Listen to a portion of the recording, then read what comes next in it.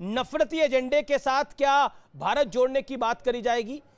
और आप कह रहे हैं कि बीजेपी का ये कम हो जाएगा, अब समय बीजेपी अब माइनस में चली जाएगी, लेकिन उसका एक साइंटिफिक आंकड़ा है कि बीजेपी लगातार चुनावों को जीत रही है। हाल ही में 5 राज्यों का चुनाव हुआ, बीजेपी वहां पर जीत के वापस आई है चुनाव के अंदर। आपके दिख जाएगा, इसलिए दिख जाएगा क्योंकि देश की जो लोगों को उम्मीद थी कि आप कुछ करेंगे मोदी जी, आप कुछ करेंगे, लेकिन अब सब वो उम्मीदें पानी पे होप की मैं दाद देता हूं अखिलेश जी। और इस देखिए भाई थोड़ा बोलने दिया करिए, बीच बीच में टोका टोकी से वो तारता में टूट जाता है, आप थोड़ा बोलने दिया करिए। देखिए, इस भारत जोड़ो यात्रा का प्रभाव तो इतना है कि संघ प्रमुख आदरणीय मोहन भागवत जी मस्जिद मस्जिद में जो है घुटने टेक रहे हैं, और अगर कोई और नेता जाता तो आप कम से कम एक हफ्ते तो उस पर आप डिबेट करते और इतने उछल उछल के आप चीजें बताते कि ये क्या हो रहा है। लेकिन इसी का असर का प्रभाव है, भले दिखावा हो। एक संघ के एक और बड़े नेता बता रहे हैं गरीबी अमीरी या ये बेरोजगारी और सांप्रदायिकता ये सब दिखने लगा है। केंद्र के एक मंत्री जी को भी दिखने लगा है, वो भी बता रहे हैं जो जिन मुद्दों पे ये यात्रा हो रही है वो बातें लोगों को दिखने लगी हैं, बीजेपी के लोगों की। आप कह रहे हैं राहुल जी की यात्रा का असर है। चैनल के भाई जो इस बात को लेके यात्रा चल रही है वो बातें जिसको स्वीकारती नहीं थी बीजेपी, पार्लियामेंट तक में कहती थी कि ऐसा कुछ नहीं है, न महंगाई है, न बेरोजगारी है, न सांप्रदायिकता, न फलाने ढमाके है, सब कुछ वो सब अब स्वीकारने लगे हैं, बताने लगे हैं। यहाँ तक कि एक लाला रामदेव है। आप कह रहे हैं भारत जोड़ो यात्रा की वजह से संघ, ये बड़ी बात आप कह रहे हैं। एक सेकंड रोकना चाहूंगा आपको। आप कह रहे हैं भारत जोड़ो यात्रा की वजह से संघ प्रमुख मस्जिद जा रहे हैं, बीजेपी के मंत्री स्वीकार कर रहे हैं, लेकिन एक बात बताइए, गुलाम नबी आजाद को भारत जोड़ो यात्रा स्वीकार नहीं थी, आपके 8 विधायक जो गोवा में आपको तिलांजलि दे के चले गए, उनको क्यों ये संदेश नहीं गया? उन्होंने पार्टी क्यों तोड़ दी? अब अपने लोगों को नहीं समझा पा रहे, बाहर पारे समझ पा रहे हैं।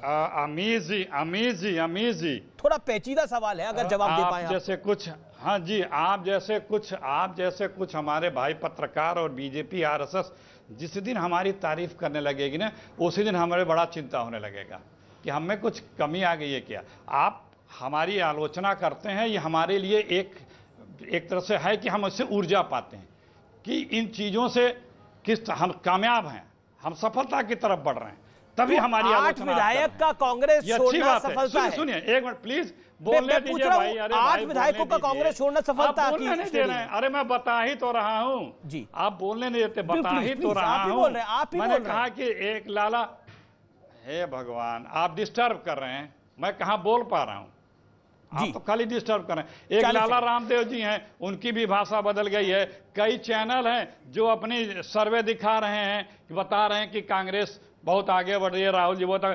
तो ये सारी बातें हैं, और हम नहीं कहना चाहेंगे, हमारे भी प्रधानमंत्री हैं, हमारे परिपक्व मोदी जी की परिपक्वता के ज्ञान की परिपक्वता की बातें ये लोग चाहते हैं, बीजेपी के लोग, कि मोदी जी की उन सब बातों को बता करके मोदी जी की अज्ञानता का प्रदर्शन एक बार फिर किया जाए।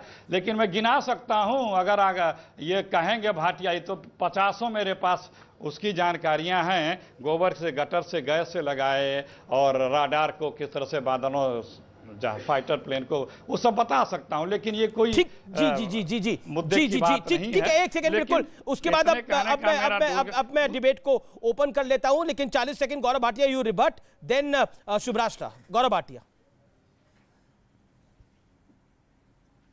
देखिए अमीर जी, आपको मालूम है राहुल गांधी के नेतृत्व में जितने अंडे कांग्रेस पार्टी को मिले हैं, अगर ये अपने पार्टी हेडक्वार्टर की जगह पोल्ट्री फार्म खोल लें तो ज्यादा चलेगा। मैं आपको कुछ आंकड़े देता हूं। बात कर्नाटका की हुई ना, कर्नाटका में 2018 में विधानसभा चुनाव में भाजपा की सीटें 104-64 बढ़ी थी, इनकी सीटें 44 कम हो गई थी। और 2019 में सबक नहीं लिया था ये अंडे देने वाली मुर्गी ने। 2019 के लोकसभा में 28 सीटों में 1 सीट आई थी, 1 सीट, और भाजपा की आई थी 25।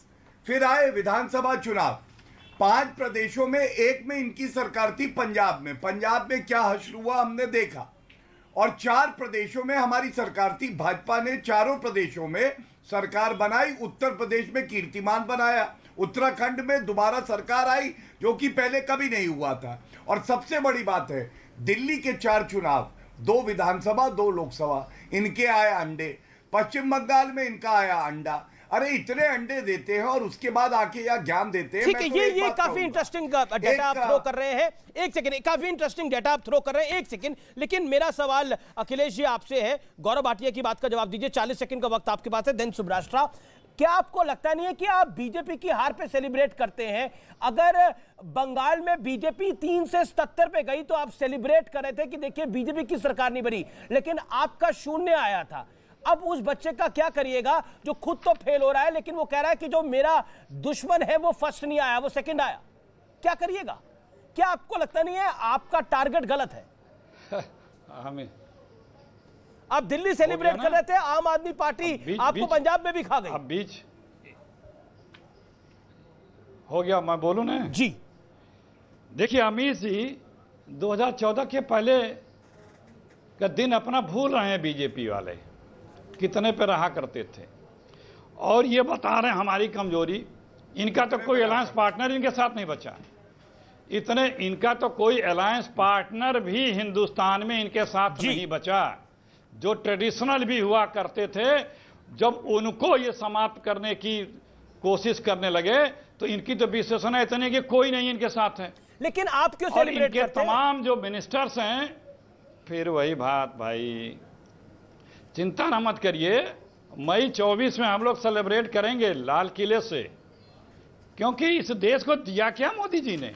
बता देना कि काला धन लाए हो, कितना काला धन ले आए। ठीक है, 4 काला धन वालों को पकड़े हो, बता दें। मैं कुछ कहूं? 4 भगोड़ों को बता दें जिनको पकड़ के लाए, जो सब इन्हीं के मित्र हैं। गौरव बता दें कि 2 करोड़ नौकरियों का क्या हुआ। ठीक है, सुब्राष्ट्रा को मैं लेकर क्या हुआ, काशी का क्या हुआ, डॉलर का क्या हुआ, दाऊद का क्या हुआ, 100 स्मार्ट सिटीज का क्या हुआ। ठीक है, ये सब हिसाब लिए जाएंगे ना। आप सत्ता में बैठे हैं, इसी की तो बात होगी। जी। और इसी से भागते हैं मोदी जी। मोदी जी आप मोदी जी के किसी भी इस तरह के किए गए वादों का जिक्र दोबारा नहीं करते हैं।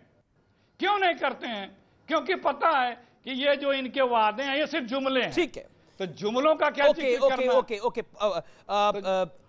सुब्राष्ट्रा, अगर आप पॉलिटिक्स को आप अच्छे से समझती हैं, उस पर मंथन भी करती हैं, उसका विश्लेषण भी करती हैं, बुरे को बुरा और अच्छे को अच्छा भी कहती हैं, आखिरकार कांग्रेस की जो ये स्ट्रैटेजी है, जो मेरा मूल सवाल था मैं उसी पर आता हूं, क्या भारत जोड़ो के पीछे गहरी रणनीति है जो कि एक दिखाई देती है और दक्षिण में ज्यादा समय बिताना, या फिर इसके अलावा कोई विकल्प नहीं बचा है कांग्रेस के पास?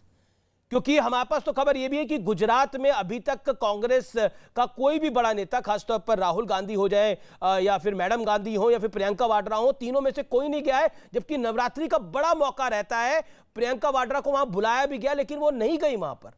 जबकि अरविंद केजरीवाल हो या फिर राघव चड्ढा हो या फिर मनीष सिसोदिया हो, उन्होंने वहां घर बना लिया अपना, वो भी जा रहे हैं बार बार।